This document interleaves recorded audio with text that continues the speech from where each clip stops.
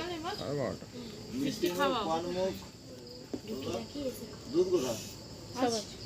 না গো ছেলেকে পান খাওয়াও নেশা হয়ে যাবে যত ইচ্ছা